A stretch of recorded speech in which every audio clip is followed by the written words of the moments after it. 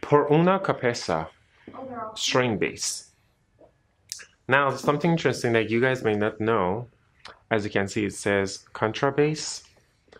There are different names for string bass.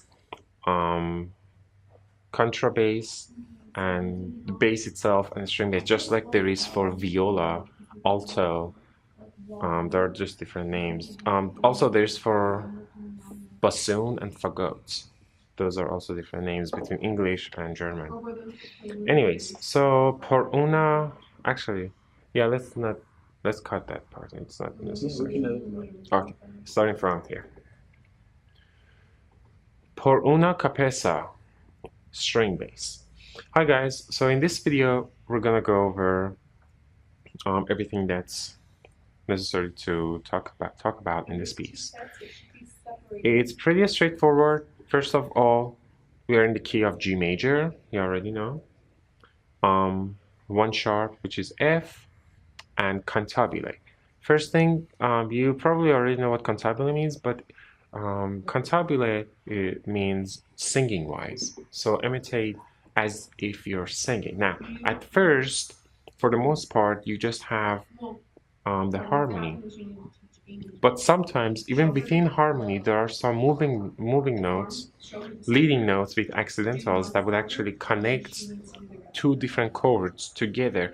So every time you see accidentals that are connected like this, make sure the second note is slightly louder, so you lean towards that note. Bum bum bottom bottom, right? Like that. Bring out the accidental notes too. So G sharp louder, A louder too, like that. Sempre pizzicato, which means you start plucking. States pizzicato.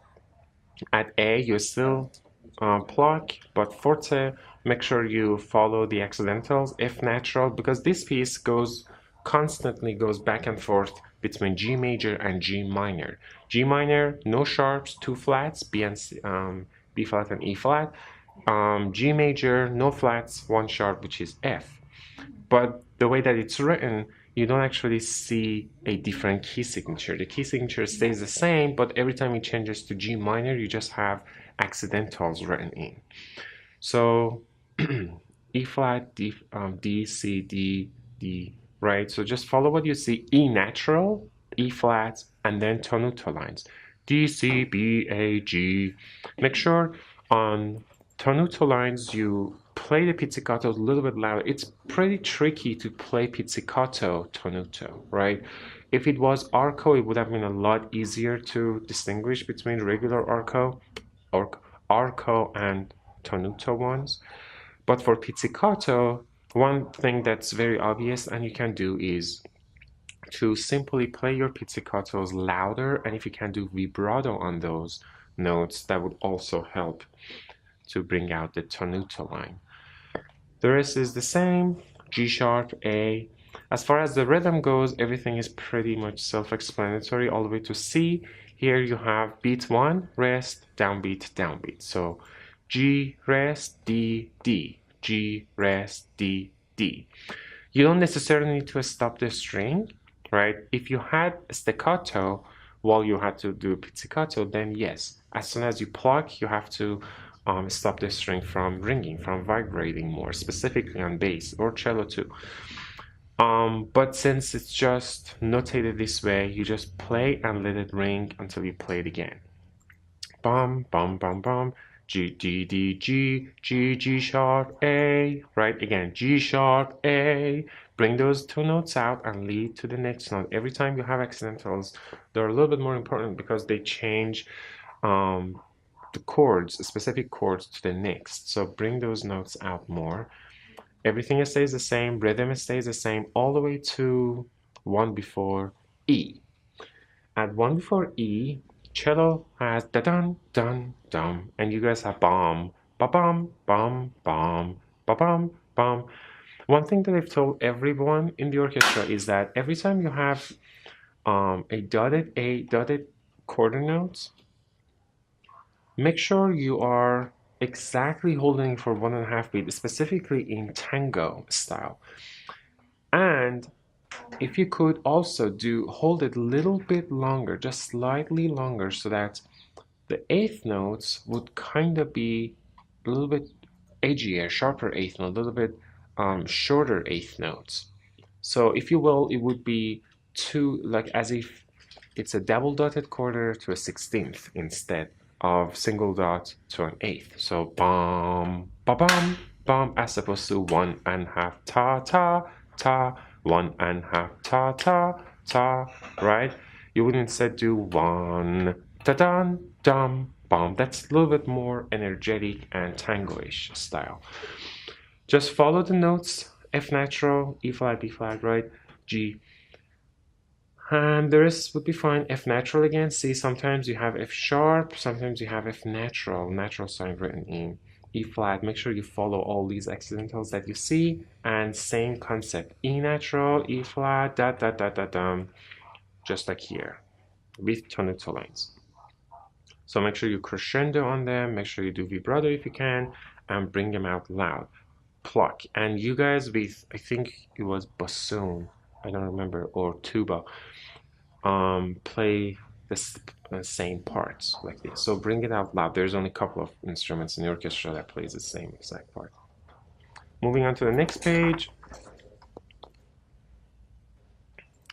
Same idea, you keep the same rhythm. As you can see, as far as rhythmic construction of this piece, there are mostly dotted quarter notes followed by eighth and then two more quarter notes. Almost the entire piece, right? Ta ta ta ta ta ta ta ta ta ta ta ta ta ta ta, all the way to the end almost. And again at G you have one rest bum bum, G rest D D, one rest 3 4, one rest 3 4. You now continue on that crescendo, and at H is where your octaves start. So G, G G, G F, F F, F E, E E, E D, D D, D. Now keep in mind, sometimes you play two single quarter notes and not dotted quarter with an eighth, right? These are tricky because for the entire piece almost you do 200 like dotted quarter notes with an eighth, but sometimes you just have two single quarter notes. So make sure you don't make mistakes on those. Don't play them as dotted quarter and eighth, because every time you have two simple quarter notes like that, everyone in the orchestra has the same. Your rhythm is not going against one another. So if one of you actually played it differently, then it's not going to sound as correct. Then follow your notes. Just make sure you do these jumps right on the exact spot so that the intonation would be correct. And then bum bum bum bum marcato. Here's a good example to know the difference between tonuto and marcato. Tonuto ones are the ones with dashes, as you can see. Marcato ones look pretty much like oppo, right? Oppo signs. Now the difference is this: marcato is a lot more, how can I say that? A lot more, like it's got staccato in it, where in tonuto there is no separation between two notes, right? If they were tonuto, you would play them dum, right? But with marcato, you will bum bum bum bum bum, a little bit more energetic, as if you're like pulling the strings and letting it snap very hardly. Then there is like a little break between each of these two notes. So tonuto would be a lot more smoother, yet you still have a little crescendo decrescendo within each note that is tonuto.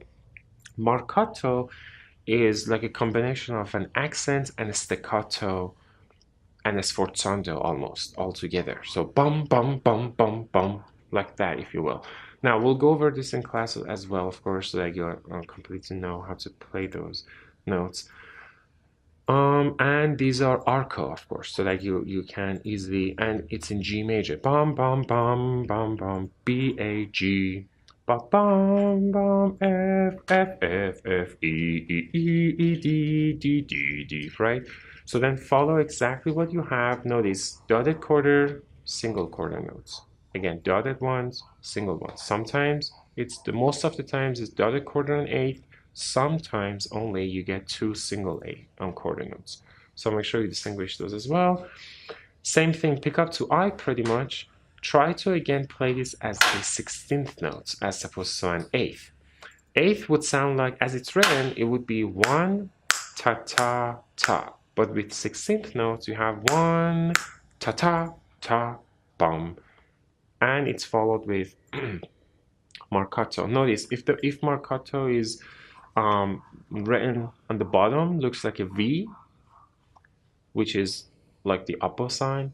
If the notes are top and the marcato is written on top of the notes like that, then they look backwards, V, like this. Then the rest is pretty much self-explanatory. There is no repeats or no signs, no mapping in this piece. Pretty much you just start from the beginning and you continue straightforward for 2 pages and then you'll be done. It's just important to follow the stylistic of a tango music, and of course following all the articulations that you see. Notes-wise, there's few jumps that goes pretty high on your instruments, but as you practice on them, it'll get easier and easier to land on the right spots for those specific notes. The rest would really just be really focusing on accidentals because, as I said, it constantly changes from major to minor. So you're gonna have a bunch of accidentals. The key signature is set for a major key, but in minor version you have two flats. So every time the notes change, there's going to be a bunch of a natural sign for F and two flats for B and E all over the place. And there is no slowing down, no speeding up, nothing changes. You start and end the piece with the same exact speed, and at the end too, nothing also changes at the end. You have bum da da da da dum, ba bum bum bum, and that's the end. Instead of forte, you would do fortissimo at the end, and instead of eighth notes, you would do a 16th note with an accent, of course, and two marcato signs. That's all I have to say about this piece. It's fairly simple to follow what you see on the page. It's just that you have to pay very close attention to everything you see in the music. Articulation, rhythm, notes. And try to tackle them one at a time. Don't try to, as you learn the piece, not only you already know how to practice, not only do measure by measure and whatnot, but also go through the first 4 lines, for instance, and just think of the rhythm. Then add articulations, then add intonation, then add like layer by layer, and then with smaller chunks, right? Measures, lines, 2 lines, couple of lines. That way you train yourself to really think of every single details that you see. And then it gets a lot more natural. As you do this over and over again for your next pieces, you would be able to do the entire process extremely fast. That's all I have to say, and have fun practicing, guys.